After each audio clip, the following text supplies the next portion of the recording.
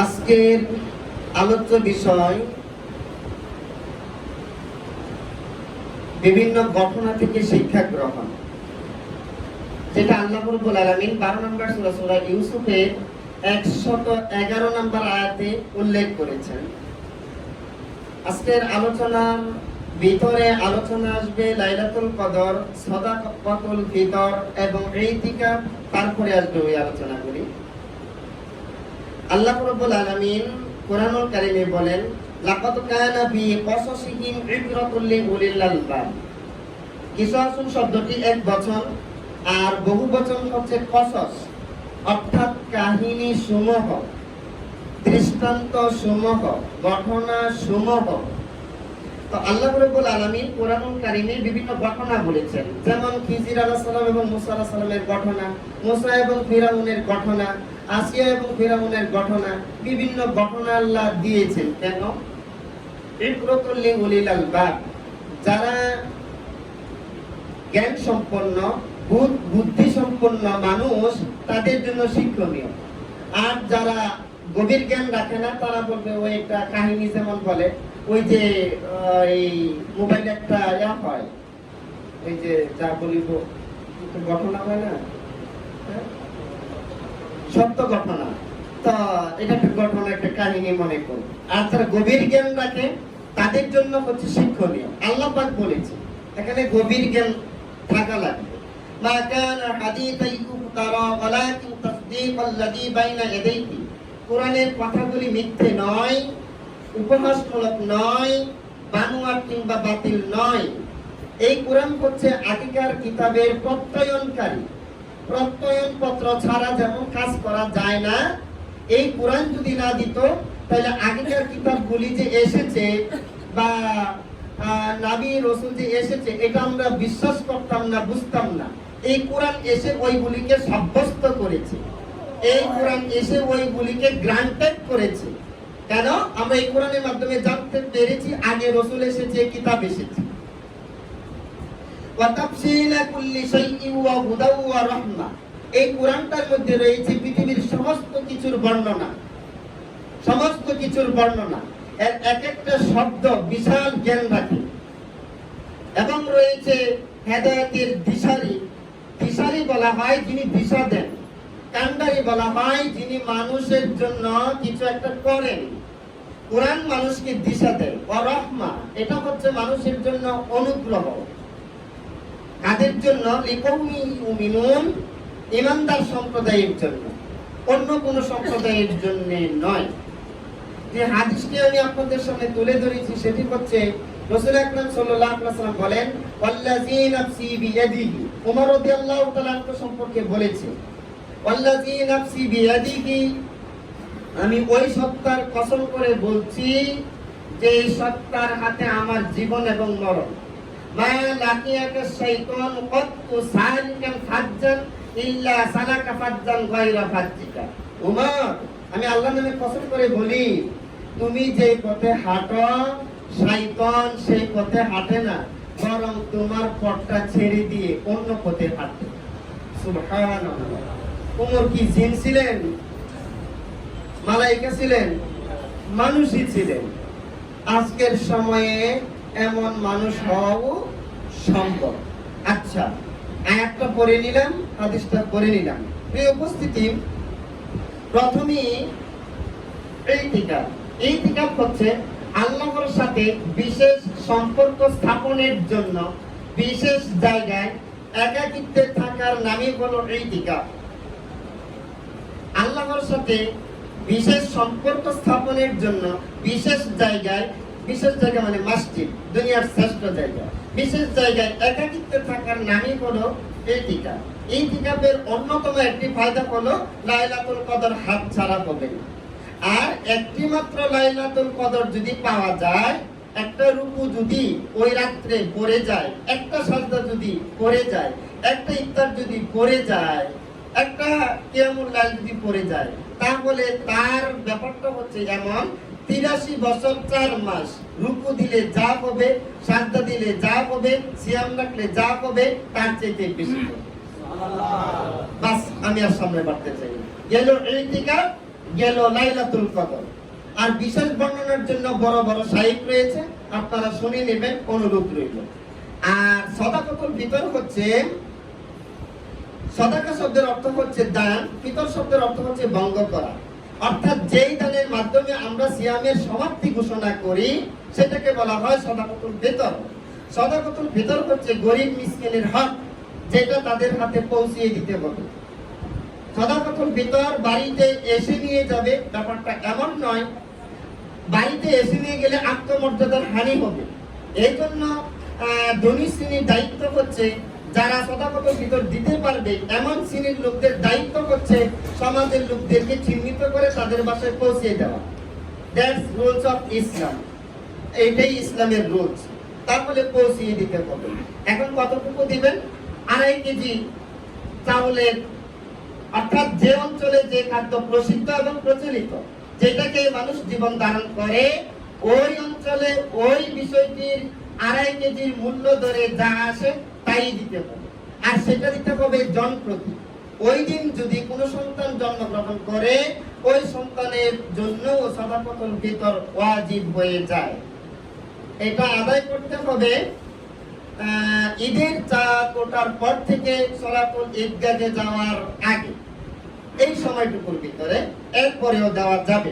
প্রিয় উপস্থিতি, ব্যাপারগুলি আমরা খুব সাবধানে আমল করার চেষ্টা করব, যাতে করে গরিব মিসকিনরা বঞ্চিত না হয়। এলাকার গরিব মিসকিন সবাইকে নিয়ে যেন ঈদের আনন্দ একসাথে উদযাপন করতে পারি এবং আল্লাহর সামনে এক কাতারে ঈদগাহের সলাতে হাজির হতে পারি। এটাই হোক আমাদের কাম্য, এটাই হোক আমাদের সিদ্ধান্ত, এটাই হোক আমাদের আগামী দিনের পথ চলার অন্যতম সুন্দর মাধ্যম। আল্লাহ আমাদেরকে আমল করার তৌফিক দান করুন বলি আমিন। প্রিয় উপস্থিতি, এই কোরআন এমন একটা ব্যাপার, আল্লাহ রাব্বুল আলামিন 17 নম্বর সূরা বনী ইসরাঈলের 109 নম্বর আয়াতে বলেন, ওয়া ইয়াখিরুনা লিল আদকানি ইয়াবকুনা ওয়া ইয়াজিদুকুম খুশুআ।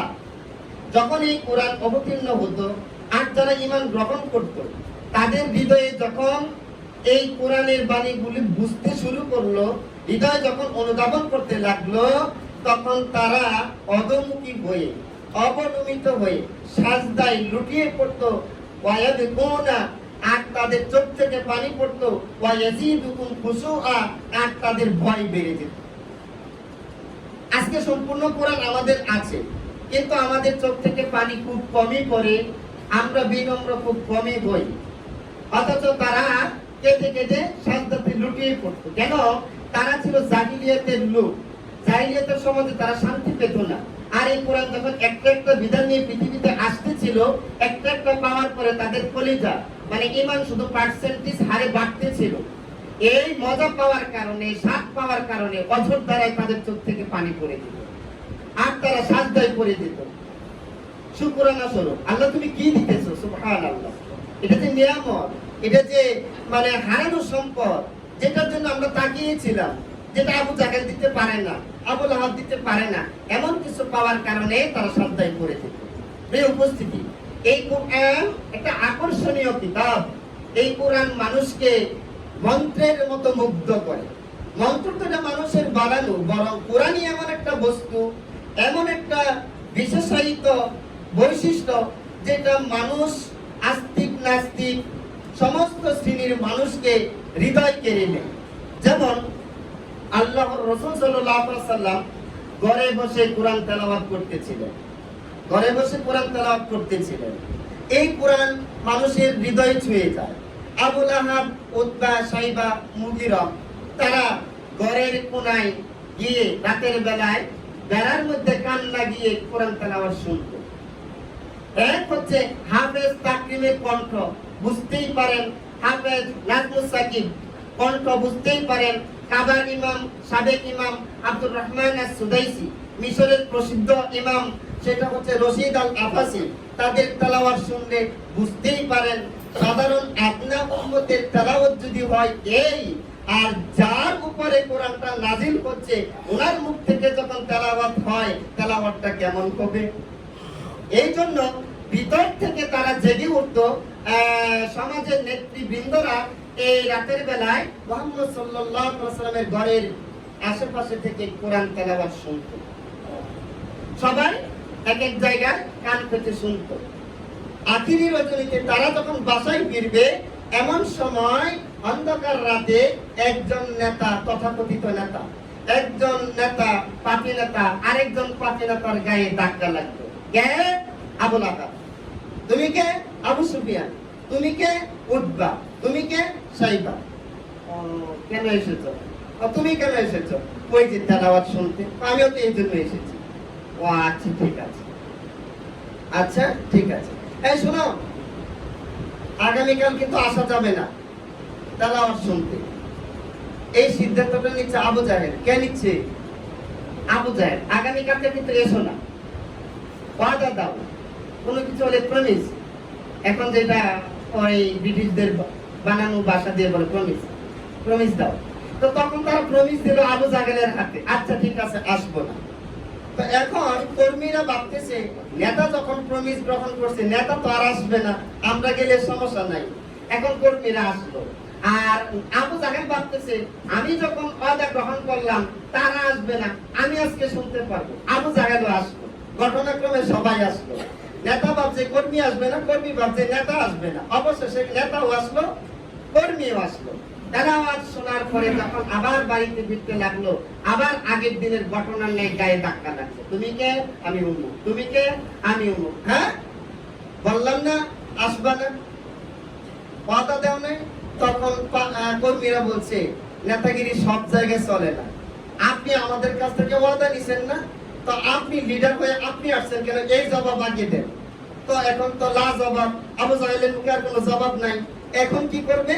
ও আচ্ছা ঠিক আছে, চলো আমরা একটা সিদ্ধান্তে যাই। সিদ্ধান্তটা কি? দেখো, এইভাবে মুহাম্মাদের, তারপর সাল্লাল্লাহু আলাইহি ওয়াসাল্লাম বলেন, এইভাবে মুহাম্মাদের কোরআন থেকে মানুষকে বিরত রাখা যাবে না।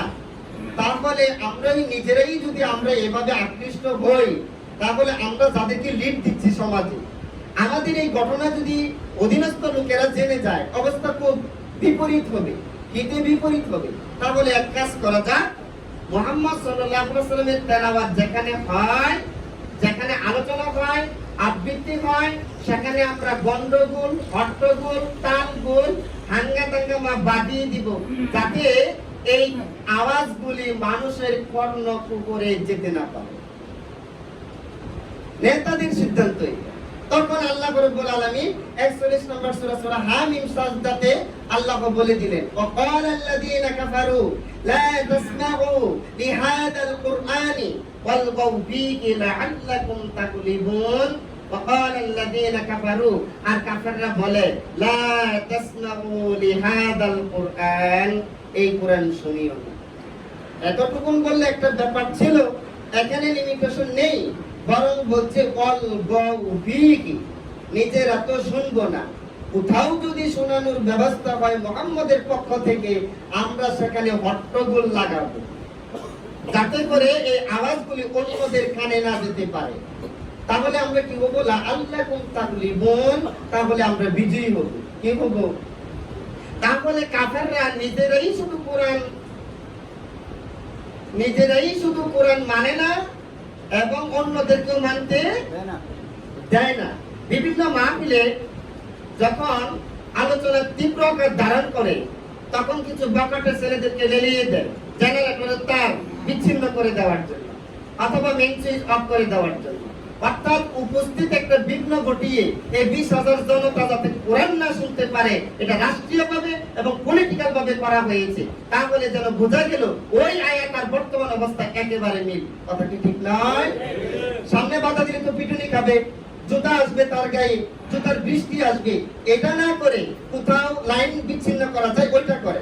আমরা তো ছোটখাটো মাহফিল করি, ব্যাপারগুলি আমরা জানি। আর মুরব্বিদের সাথে আমাদের টক্কর কেন? মোল্লারা আমাদের অধীনে চলবে, রমজানে কিছু টাকা পয়সা দিলে চলবে, এইটা সেটা দিলে চলবে, ওরা আযান দিবে, বক্তব্য পড়াবে, আর পুরুষ সমাজের ব্যাপারটা আমাদের হাতে থাকবে। ব্যাপারটা এইখানেই।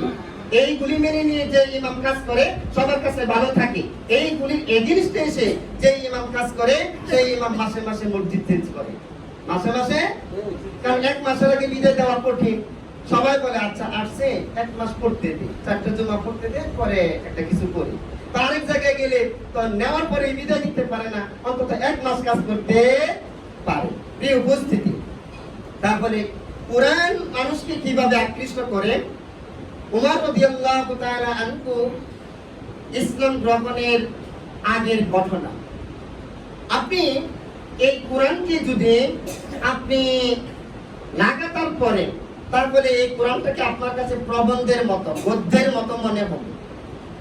যেমন আর রহমান আল্লামাল কুরআন খলাকাল ইনসানা আল্লামাহুল বায়ান, গদ্যের মতো মনে হবে। আর যদি আপনি থেমে থেমে পড়েন আর রহমান আল্লামাল কুরআন খলাকাল ইনসান আল্লামাহুল বায়ান, এই যে একটা ছান্দি, এই যে একটা অপূর্ব মিল হৃদয়কে পুলকিত করে না? আপনি যখন পড়বেন আফালা ইয়ানজুরুনা ইলাল ইবলি কাইফা খুলিকাত ওয়া ইলাস সামাই কাইফা রুফিআত ওয়া ইলাল জিবালি কাইফা নুসিবাত ওয়া ইলাল আরদি কাইফা সুতিহাত, এই যে একটা মিল, পৃথিবীর এমন কোন কিতাব আপনি পাবেন না যে কিতাব পড়লে মনে শান্তি লাগে, হৃদয় চাঙ্গা হয়, প্রেম চাঙ্গা হয়।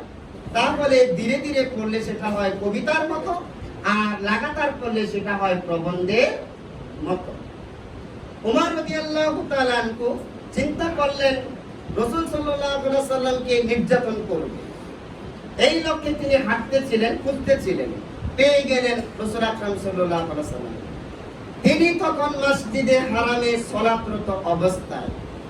উমর ভাবল, আচ্ছা ঠিক আছে, সালাতটা পড়ে নে, তারপরে যেটা করার সেটা করে নেবে, আচ্ছা মতো কিছু একটা করব।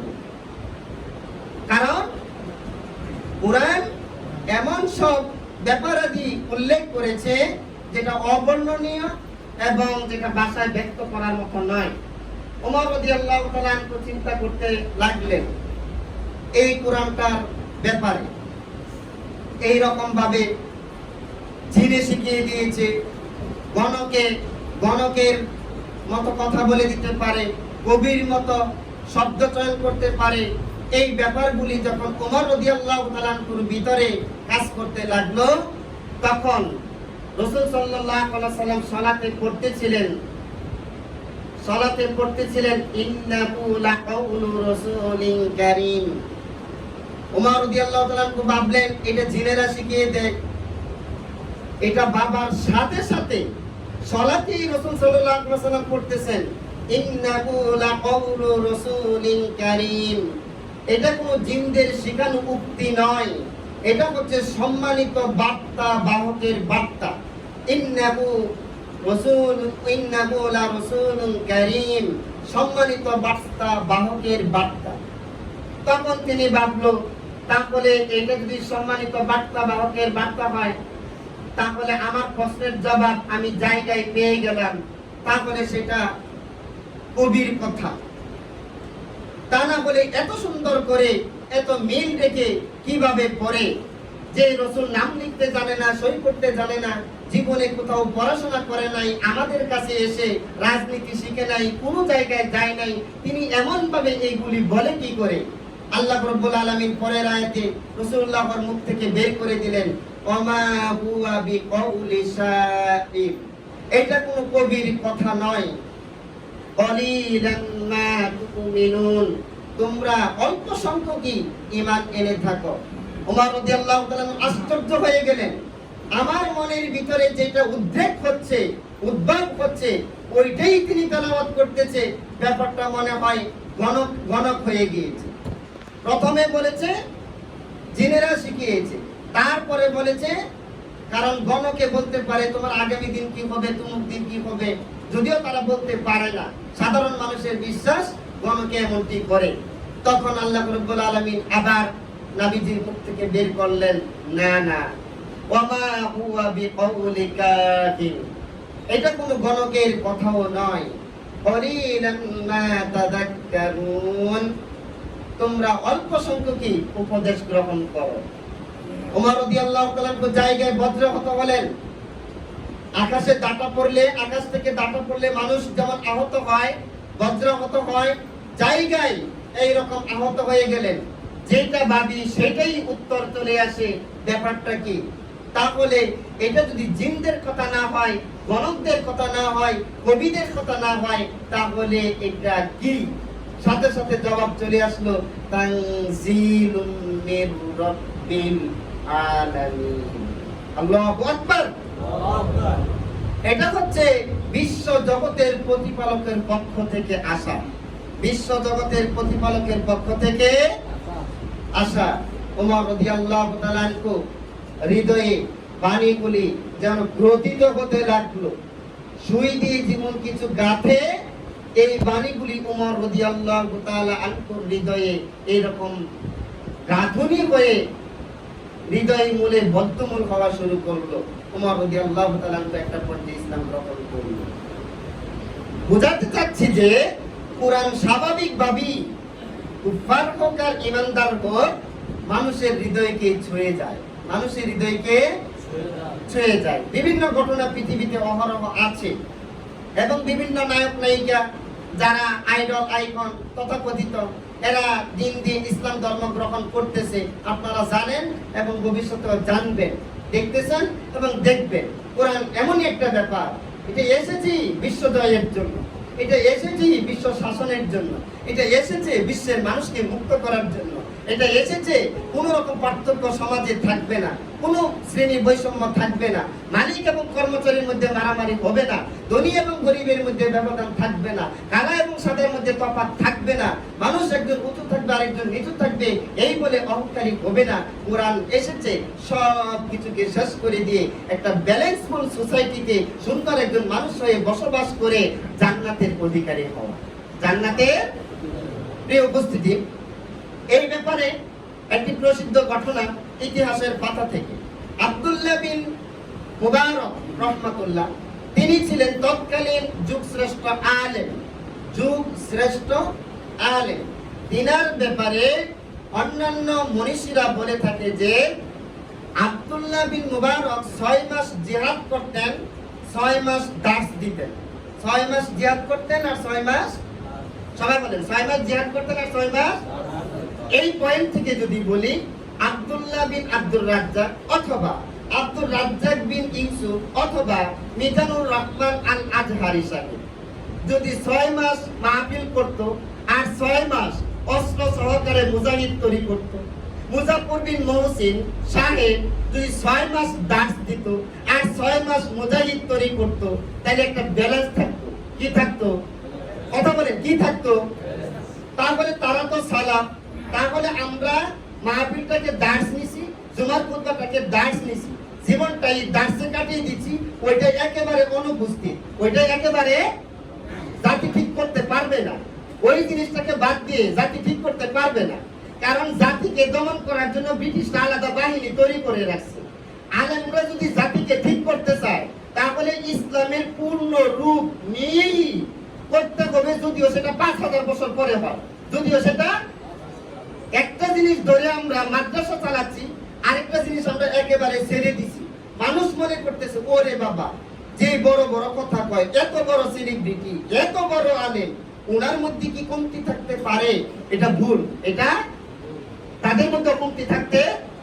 দলিল মুসা আলাইহিস সালাম এবং খিজির আলাইহিস সালামের একটা ঘটনা আপনারা জানেন। মুসা আলাইহিস সালাম বলেছিল আমাকে সাথে নেন, খিজির আলাইহিস সালাম বলেছিল তুমি আমার সাথে থাকতে পারবে, ধরতে পারবে না। ওই যে একটু পরে পরে ঘটনা ঘটে, এক বালক রে বেড়ে বেড়ে একটা নৌকাকে ছিদ্র করে দেয়, একজনকে আপ্যায়ন করে, জানেন না ঘটনা? তখন মুসা আলাইহিস সালাম একজন নবী হওয়ার পরেও আরেকজন সাধারণ একজন লোকের কাছ থেকে জ্ঞান নিতে হয়েছে। আল্লাহ এই ঘটনা কেন দিল? তার মানে বোঝা গেল নাবিদের মধ্যেও কমতি থাকতে পারে। তারপরে নাবিদের তুলনায় মুজাফফর বিন মহসিন, মিজানুর রহমান আল আজহারি সাহেব কিছুই তাদের মধ্যে কমতি থাকতে। জাতিকে গঠন করতে বলে জিহাদও লাগবে, দাসও লাগবে, জুমার খুতবাও লাগবে, তারাবিও লাগবে, ইফতারও লাগবে, সাহারিও লাগবে, অর্থাৎ ফুলফিল লাগবে। কি লাগবে? ইসলামটা দিয়ে একটা জাতি গঠন করা লাগবে। তখন জাতি বুঝবে না এই সকল শায়েখরা ফুলফিল ইসলাম জাতিকে দিচ্ছে। কথা কি ঠিক নয়? আমি বলতেছিলাম আব্দুল্লাহ বিন মুবারক রাহমাতুল্লাহ 6 মাস জিহাদের ময়দানে থাকতেন আর 6 মাস দার্সের ময়দানে থাকতেন। তিনার ব্যাপারে মনীষীরা বলেছে যখন তিনি জিহাদের ময়দানে চলে যেতেন এলাকার লোকজন বলতো আব্দুল্লাহ এলাকা থেকে চলে গিয়েছে তো আমাদের জ্যোতি চলে গিয়েছে, সৌন্দর্য চলে গিয়েছে, জামালুন নূরুন, জামাল চলে গিয়েছে, নূর চলে গিয়েছে, সৌন্দর্য চলে গিয়েছে। অর্থাৎ এলাকার মধ্যে একটা জ্ঞানী ব্যক্তি থাকলে কতটা ভালো লাগে, সময়ে অসময়ে কত কিছু জানা যায়, বোঝা যায়। উনি যখন এলাকায় নাই তখন পুরো এলাকাটা জ্ঞান শূন্য হয়ে পড়তো।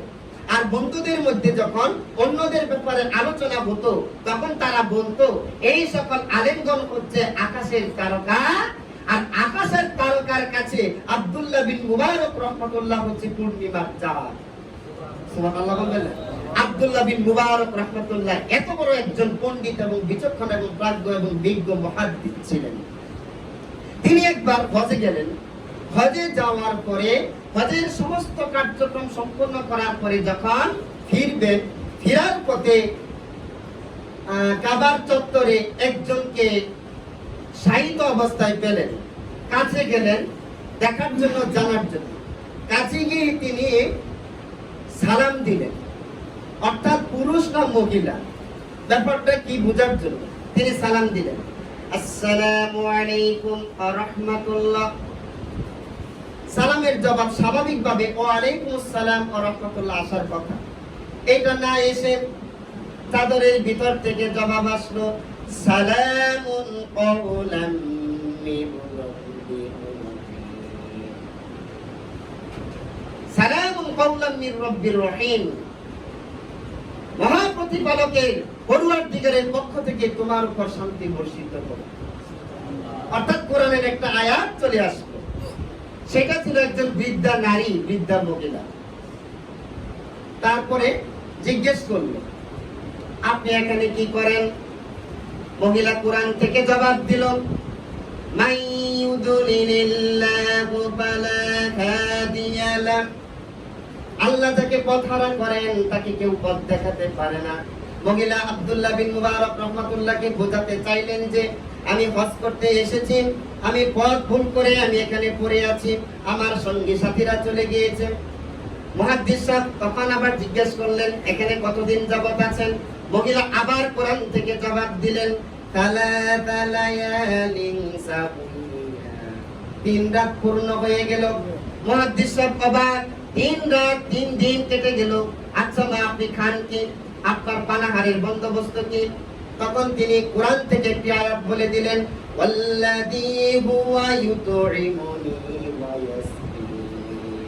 সেই আল্লাহই আমাকে খাওয়ান, সেই আল্লাহই আমাকে পান করান, সেই আল্লাহই আমাকে খাওয়ান, সেই আল্লাহই আমাকে পান করান। মুহাদ্দিস সাহেব বলল আমার সাথে কিছু খাবার আছে, আপনি সেটা গ্রহণ করতে পারেন। এবার মহিলা কোরআন থেকে একটি আয়াত শুনিয়ে দিলেন। তিনি বললেন সুম্মা আতিম্মুস সিয়ামা ইলাল লাইল। তোমরা রাত্র পর্যন্ত সিয়ামকে পূর্ণ করো, সন্ধ্যা পর্যন্ত সিয়ামকে পূর্ণ করো। তার মানে বোঝাতে চাইলেন আমি মহিলা রোজাদার সিয়ামরত অবস্থায় আছি, সন্ধ্যা না হওয়া পর্যন্ত কিছুই খেতে পারবো না। আব্দুল্লাহ বিন মুবারক রাহমাতুল্লাহ বললেন মা এখন যেহেতু রমাদানের মাস নয়, বোধহয় আপনি নফল সিয়ামই রেখেছেন। নফল সিয়াম তো জরুরি কাজে ভাঙ্গাও যায়, আর আপনি তো এটা নফল সিয়াম, ফরজ সিয়াম যেখানে ভাঙ্গা যায়, নফল সিয়াম সেখানে তো কিছুই না। তখন মহিলা আবার কোরআন থেকে জবাব দিলেন ওয়া ইন তাকওয়ান তাসুমু খায়রুল লাকুম। যদি তোমরা সিয়াম রাখো, ওয়ান তাসুমু যদি তোমরা সাওম রাখো, খায়রুল লাকুম এটাই তোমাদের জন্য কল্যাণকর। ইন কুনতুম তা'লামুন যদি তোমরা বুঝে থাকো তোমার কথা মতো আমি খাবার খাবনি, আমি সিয়াম রেখেছি, এটাই আমার জন্য কল্যাণকর। আব্দুল্লাহ বিন মুবারক রাহমাতুল্লাহ বলেন আচ্ছা আমি যে কথাই বলি সেই কথার পরিবর্তে আপনি কোরআন থেকে আয়াত বলেন, আপনি মাতৃভাষায় কথা বলেন না কেন? এটার কারণ কি? মহিলা আবার কোরআন থেকে জবাব দিলেন মা ইয়ালবিদু মিন কওলিন ইল্লা লাদাইহি রাকীবুন হাতীদ। বান্দার মুখ থেকে এমন কোনো কথা বের হয় না যেই কথা সংরক্ষণকারীরা রেকর্ড করে না। তার মানে হলো আমি আমার জীবনে পাপ তো হবেই না, বরং কোরআন থেকে কথা বলার কারণে প্রতিটি শব্দে প্রতিটি বর্ণে বর্ণে 10 করে নেকি হবে। তাই আমি কোরআন থেকে কথা বলি, সুবহানাল্লাহ। এরপরে মুহাদ্দিস সাহেব আব্দুল্লাহ বিন মুবারক রাহমাতুল্লাহ বললেন, আচ্ছা আপনার বাড়ি কোথায়? আটকাবার একটা ব্যবস্থা আমাদের দেশের মতো